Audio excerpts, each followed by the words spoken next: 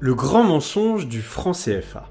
Le franc CFA serait une monnaie coloniale. C'est l'excuse de beaucoup d'Africains pour continuer de se plaindre d'une soi-disant néocolonisation.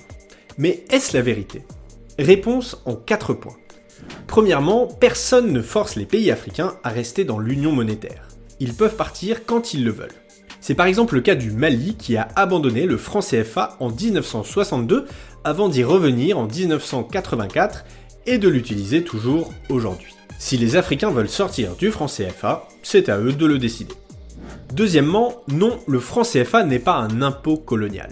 Si les pays membres doivent effectivement déposer 50% de leurs réserves à la Banque de France, il faut savoir que cet argent est rémunéré et que la France n'a évidemment jamais utilisé ces fonds. D'ailleurs, ce dépôt dérisoire de 14 milliards, qui représente à peine 1% des réserves de change de notre pays, est en fait une garantie qui a pour but de donner confiance aux investisseurs étrangers, le franc CFA étant convertible en euros, et ce de façon illimitée.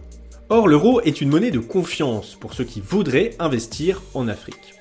Il est donc nécessaire qu'une partie des réserves soit conservée en France afin de s'assurer qu'il soit toujours possible de convertir du franc CFA en euros. Ce dépôt sert à garantir la stabilité des économies africaines, pas à enrichir la France.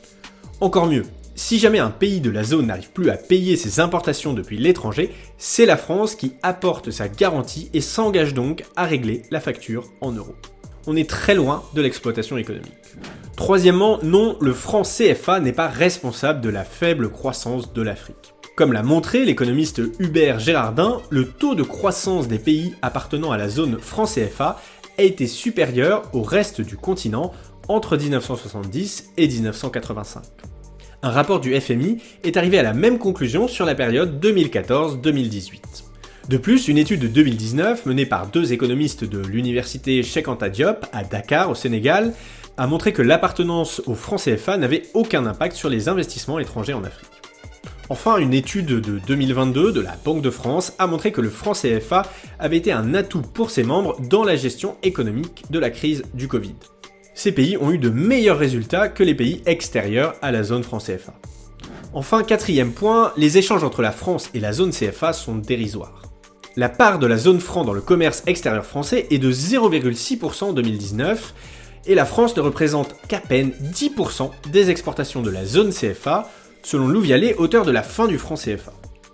En conclusion, on peut dire que le franc CFA a été mis en place pour garantir la stabilité économique de l'Afrique. Ceux qui sont avantagés dans l'histoire, ce sont les États africains qui bénéficient d'une monnaie forte, stable et de la garantie que la France règle l'addition en cas de pénurie de devises. Mais si des Africains pensent qu'il serait mieux sans le franc CFA, alors il ne tient qu'à eux d'y remédier.